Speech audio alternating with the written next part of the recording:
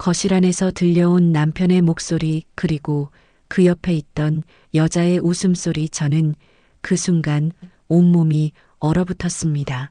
30년 결혼 생활이 한순간에 무너져 내리는 기분이었어요. 하지만 이 모든 이야기는 사실 몇 주 전부터 시작되었습니다. 여러분, 오늘 이야기가 도움이 되셨다면 좋아요와 구독 부탁드려요. 댓글로 여러분의 경험도 나눠주시면 더욱 감사하겠습니다. 그날은 평범한 토요일이었어요. 저는 55살 남편은 58살인 성민입니다. 결혼한 지 30년이 되었고 아이들은 모두 독립해서 집을 떠난 상태였죠.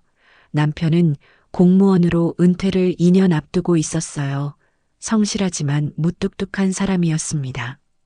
그날 남편이 고등학교 동창회에 간다고 하더라고요. 매년 빠지지 않고 참석하는 모습을 보면서 저는 늘 부러웠어요. 저에게는 그런 끈끈한 친구 관계가 없었거든요. 결혼하고 나서 오로지 가정에만 매달렸던 제 자신이 가끔은 초라하게 느껴졌습니다. 남편은 새 와이셔츠를 꺼내 입으며 말했어요. 이번엔 오랜만에 못 봤던 애들도 온다더라. 누가 오는데요? 윤정이도 온대. 기억하지? 우리 반 부반장이었던 윤정이라는 이름을 들으니 가슴 한켠이 서늘해졌어요. 그 이름은 남편이 가끔 술에 취해 중얼거렸던 바로 그 이름이었거든요. 고등학교 때 첫사랑이었다고 들었는데 지금까지 기억하고 있다는 게 놀라웠습니다. 남편은 거울 앞에서 넥타이를 매며 계속 말했어요. 그 애가 이혼했다더라. 혼자 살면서 문화센터에서 강의한다고 하던데 이혼했다는 말에 저도 모르게 가슴이 철렁했어요. 왜 그런 정보까지 알고 있는 건지 의문스러웠거든요. 남편은 평소에 다른 사람, 사생활에 관심도 없는 사람인데 말이에요. 남편이 나간 후 저는 집안을 돌아다니며 불안한 마음을 달래려 했어요. 하지만 윤정이라는 이름이 계속 머릿속을 맴돌았습니다. 30년 전, 신혼 초에도 남편이 술 취해서 그 이름을 부른 적이 있었거든요. 그때는 젊은 아내라는 자신감이 있었어요. 하지만 지금은 달랐습니다. 주름이 늘고 살이 쪘고 머리카락도 희끗희끗해졌어요. 거울 속 제 모습이 초라해 보였습니다. 밤 11시가 넘어서 남편이 집에 돌아왔어요. 평소보다 훨씬 늦은 시간이었죠. 술 냄새가 났지만 표정은 어딘가 들떠 있었어요. 동창회 어땠어요? 괜찮았어. 오랜만에 다들 봤더니 옛날 생각이 많이 나더라. 남편의 눈빛이 평소와 달랐어요. 마치 소년으로 돌아간 것 같은 반짝임이 있었습니다. 30년을 함께 살면서 본 적 없는 표정이었어요. 윤정 씨는 어때요? 많이 변했겠죠? 아니야. 별로 안 변했어. 여전히 예쁘더라.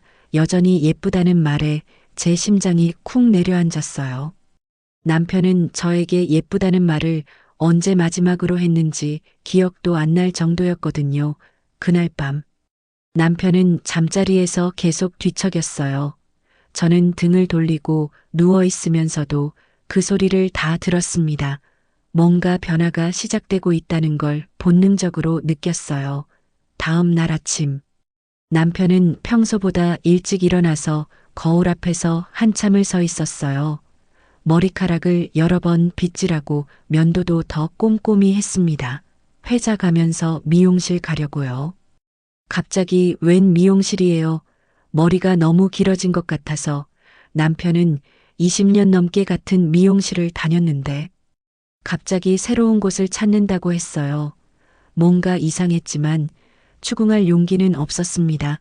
저는 혼자 집에 앉아서 생각에 잠겼어요. 윤정이라는 여자가 대체 어떤 사람일까 궁금했습니다. 남편의 첫사랑이라면 분명히 특별한 사람일 거예요. 오후에 남편이 회사에서 전화를 걸어왔어요. 오늘 저녁 늦을 것 같아. 회사 일이 좀 있어서. 요즘 일이 많네요. 좀 바빠졌어. 전화를 끊고 나서 저는 묘한 예감이 들었어요. 정말 회사 일일까? 아니면 다른 약속이 있는 건 아닐까 의심이 들기 시작했습니다. 그날 밤 남편은 12시가 넘어서 집에 들어왔어요. 술 냄새는 없었는데 표정이 어딘가 들떠 있었습니다. 회사에서 뭐 했길래 이렇게 늦어요. 회의하고 뒷정리하다 보니까 늦어졌어. 하지만 남편의 와이셔츠에서 낯선 향수 냄새가 났어요. 평소에 쓰지 않는 향수였죠. 저는 아무 말도 하지 않았지만 가슴이 답답했습니다. 잠자리에 누워서도 잠이 오지 않았어요. 30년 결혼 생활 동안 처음 느끼는 불안이었습니다. 혹시 남편이 윤정이를 다시 만나고 있는 건 아닐까? 그런 생각이 머릿속을 떠나지 않았어요. 그 후로 남편의 패턴이 조금씩 바뀌기 시작했어요. 평소보다 늦게 들어오는 날이 많아졌고 휴대폰을 볼 때마다 숨기려고 했습니다. 30년을 함께 살면서 이런 모습은 처음이었어요. 어느 날 저녁 남편이 샤워를 하러 들어간 사이에 휴대폰에 문자가 왔어요. 평소 같으면 확인하지도 않았겠지만 그날은 왠지 궁금했습니다. 윤정이라는 이름이 화면에 떴어요. 오늘도 즐거웠어요. 다음에 또 만나요. 제 손이 덜덜 떨렸어요. 정말로 남편이 윤정이를 만나고 있었던 거였습니다. 30년 결혼 생활이 한순간에 흔들리는 기분이었어요. 남편이 샤워에서 나와서는 휴대폰을 바로 들여다봤어요. 문자를 확인하고 나서는 입가에 미소를 지었습니다. 저는 그 모습을 보면서 속이 뒤틀렸어요. 다음 날 저는 용기를 내서 남편에게 물어봤습니다. 요즘 늦게 들어오는 날이 많네요. 회사 일이 그렇게 바빠요. 응, 연말이라. 그래, 정말 회사 일만인가요? 혹시 다른 약속은 없고요? 남편이 잠깐 당황하는 표정을 지었어요. 무슨 소리야? 다른 약속이 뭐가 있겠어? 하지만 눈빛이 흔들리고 있었습니다. 거짓말을 하고 있다는 걸 알 수 있었어요. 윤정 씨랑은 안 만나세요. 갑자기 웬 윤정이 얘기야. 동창회 이후로 연락하고 지내시는 것 같던데요. 남편이 순간 얼굴이 빨개졌어요. 옛 친구일 뿐이야. 괜한 오해하지 마. 옛 친구라면 왜 숨겨요? 당당하게 얘기하면 되잖아요. 남편은 대답하지 않고 회사에 나갔어요. 저는 혼자 남아서 눈물이 났습니다. 30년을 함께 살면서 이런 배신감을 느낀 건 처음이었어요. 그날부터 저는 남편의 행동을 유심히 관찰했어요. 평소와 다른 점들이 하나둘씩 눈에 띄기 시작했습니다. 옷차림이 달라졌어요. 평소에 신경 쓰지 않던 옷에 신경을 쓰기 시작했고, 새 옷도 몇 벌 사왔습니다. 머리도 자주 다듬고 면도도 더 깔끔하게 했어요. 휴대폰도 항상 몸에 지니고 다녔습니다. 화장실 갈 때도 가져갔고, 잘 때도 베개 밑에 넣어두었어요. 문자가 올 때마다 얼른 확인하고 미소를 지었습니다. 저녁 약속도 많아졌어요. 회사 사람들과 술 마신다고 하거나 동창들과 만난다고 했습니다. 하지만 평소에 그렇게 사교적이지 않았던 남편이 갑자기 바뀐 게 이상했어요. 어느 날 저녁 남편이 또 늦는다고 전화를 걸어왔어요. 오늘도 회사 사람들이랑 술 마셔야 할 것 같아. 매일 술 마시면 몸에 안 좋아요. 괜찮아. 가끔씩 이런 것도 필요해. 하지만 전화 너머로 웃음소리가 들렸어요. 여자의 웃음소리였습니다. 제 가슴이 철렁 내려앉았어요. 누구랑 같이 있어요. 웃음소리가 들리던데요. 아, 회사 후배들이야. 신경 쓰지 마. 남편은 서둘러 전화를 끊었어요. 저는 전화기를 붙잡고 한참을 서 있었습니다. 정말로 남편이 바람을 피우고 있는 걸까요? 그날 밤 남편은 새벽 1시가 넘어서야 집에 들어왔어요. 술에 취해 있었지만 표정은 밝았습니다. 마치 즐거운 시간을 보낸 것 같았어요. 어디서 술 마셨어요? 회사 근처 술집에서 혼자요. 아니야, 후배들이랑. 하지만 남편의 옷에서는 또 낯선 향수 냄새가 났어요. 여자 향수였습니다. 저는 더 이상 참을 수가 없었어요. 정말 후배들이랑만 만났어요. 그럼 뭐라고 생각하는데? 저는 더 이상 말할 수 없었어요. 확실한 증거도 없이 의심만으로 남편을 몰아세울 수는 없었거든요. 하지만 마음속으로는 확신하고 있었습니다. 남편이 윤정이를 다시 만나고 있다는 걸. 마리에옥으로부터 일주일 후 남편이 출장을 간다고 했어요. 부산에 이틀 정도 있다가 온다더라고요. 하지만 뭔가 이상했어요. 평소 출장 갈 때와 달리 들떠 있었거든요. 정말 출장인가요? 무슨 소리야? 회사에서 보내는 출장인데. 그럼 혼자 가는 거예요. 당연하지 하지만 남편의 표정에서 거짓말하고 있다는 걸 알 수 있었어요. 30년을 함께 살면서 생긴 눈썰미였습니다. 남편이 출발한 다음 날 저는 견딜 수가 없었어요. 정말 출장인지 확인해 보고 싶었습니다. 남편이 자주 가던 호텔들을 전화로 문의해 봤어요. 롯데호텔에 김성민이라는 분이 투숙하셨나요? 확인해 드리겠습니다. 네, 투숙하고 계십니다. 정말 호텔에 있었어요. 하지만 안심이 되지 않았습니다. 혹시 윤정이도 함께 있는 건 아닐까 그런 생각이 들었거든요. 저는 충동적으로 부산으로 향했어요. 평생 이런 짓은 해본 적이 없었지만 더 이상 참을 수가 없었습니다. 부산역에 도착해서 택시를 타고 롯데호텔로 갔어요. 심장이 마구 뛰었습니다. 혹시 남편과 윤정이를 마주치면 어떻게 하지 그런 생각에 온몸이 떨렸어요. 호텔 로비에 앉아서 기다리고 있는데 남편이 엘리베이터에서 내려오는 게 보였어요. 그런데 혼자가 아니었습니다. 옆에 여자가 있었어요. 윤정이었어요. 두 사람은 손을 잡고 걸어오고 있었습니다. 남편의 얼굴에는 제가 본 적 없는 행복한 미소가 떠 있었어요. 마치 20대 청년으로 돌아간 것 같았습니다. 윤정이는 생각보다 젊어 보였어요. 관리를 잘한 모습이었고 옷차림도 세련되었습니다. 두 사람이 함께 걸어가는 모습이 너무나 자연스러웠어요. 저는 기둥 뒤에 숨어서 그 모습을 지켜봤어요. 30년 결혼 생활이 한순간에 무너져 내리는 기분이었습니다. 남편이 다른 여자와 손을 잡고 걸어가는 모습을 직접 본다는 게 이렇게 충격적인 일인 줄 몰랐어요. 두 사람은 호텔 밖으로 나가더니 근처 카페로 들어갔습니다. 저는 멀찍이 떨어져서 그들을 지켜봤어요. 카페 창문으로 보이는 두 사람은 정말 행복해 보였어요. 남편은 윤정이의 손을 잡고 뭔가를 열심히 말하고 있었어요. 윤정이도 미소를 지으며 대답하고 있었고요. 30년을 함께 살면서 남편이 저에게 그렇게 다정하게 말한 적이 있었나 싶을 정도였습니다.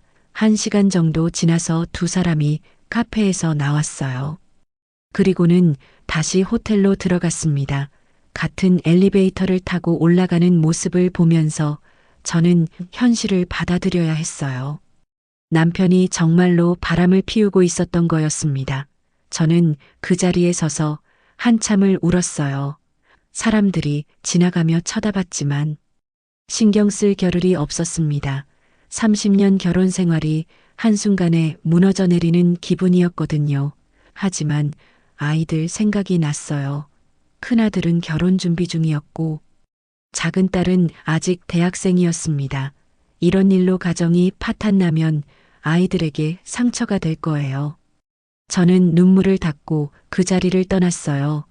당장 남편을 찾아가서 따지고 싶었지만 참았습니다. 집으로 돌아가는 기차 안에서 계속 생각했어요. 이제 어떻게 해야 할까? 남편에게 알고 있다고 말해야 할까? 아니면 모르는 척 해야 할까? 머릿속이 복잡했습니다. 집에 도착해서도 잠이 오지 않았어요. 남편이 윤정이와 함께 있다는 생각에 가슴이 아팠습니다. 어떻게 30년을 함께 산 남편이 이럴 수 있을까 믿을 수가 없었어요. 다음 날 남편이 집으로 돌아왔어요. 출장 잘 다녀왔다면서 평연한 표정을 지었습니다. 하지만 저는 그 표정이 가식적으로 느껴졌어요. 부산은 어땠어요? 괜찮았어. 일도 순조롭게 끝났고. 혼자 가서 심심하지 않았나요? 일 때문에 바빠서 심심할 틈이 없었어. 거짓말이었어요. 저는 남편이 윤정이와 함께 있었다는 걸 똑똑히 봤거든요. 하지만 바로 따질 수는 없었습니다. 어떻게 말을 꺼내야 할지 모르겠더라고요. 그날 밤 남편은 일찍 잠자리에 들었어요.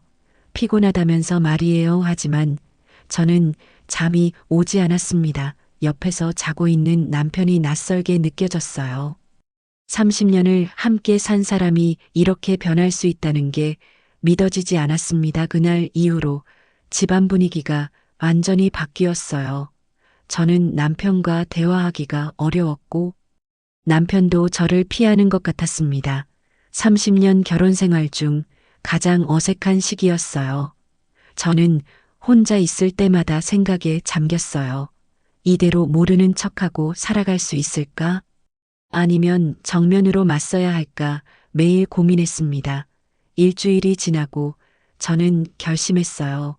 윤정이를 직접 만나보기로 한 거였습니다. 남편으로부터 들은 대로 문화센터에서 일한다고 했으니까요.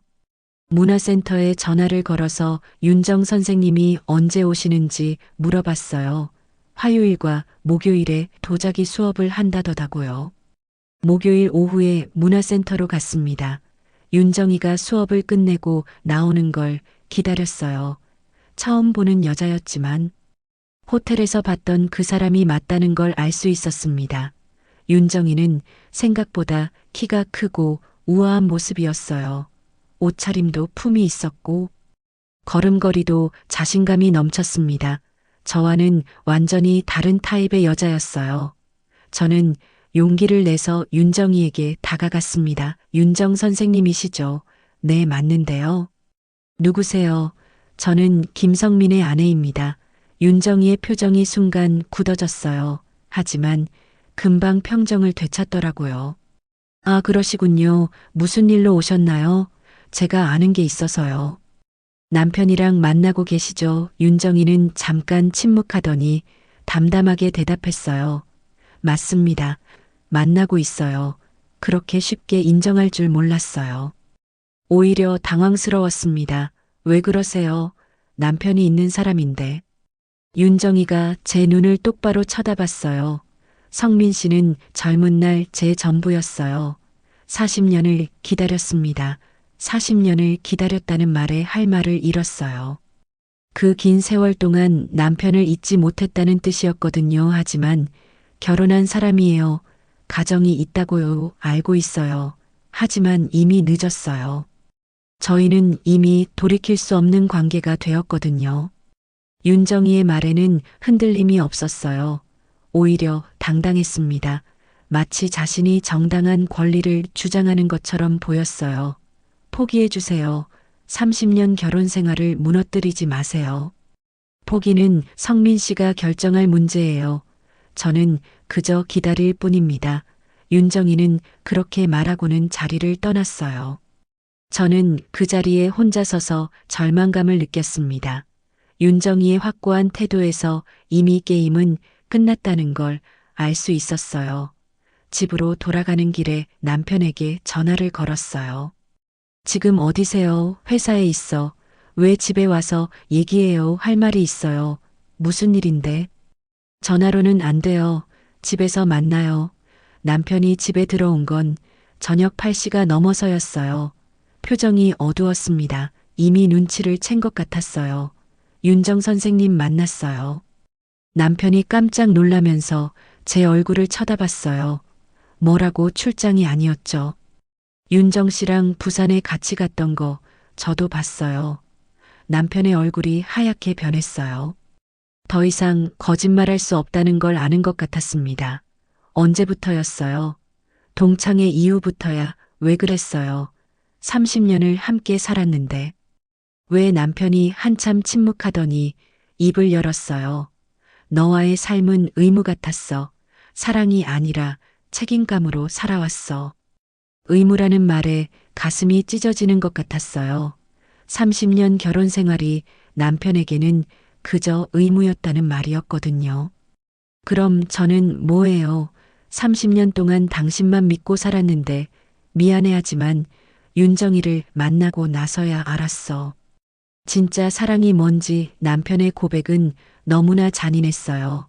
저는 그 순간 온몸에 힘이 빠지는 걸 느꼈습니다. 그럼 이제 어쩔 거예요? 윤정이와 함께 하고 싶어. 이혼해주면 안 될까? 이혼이라는 말을 듣는 순간 오히려 마음이 차분해졌어요. 더 이상 고민할 필요가 없어졌거든요. 좋아요.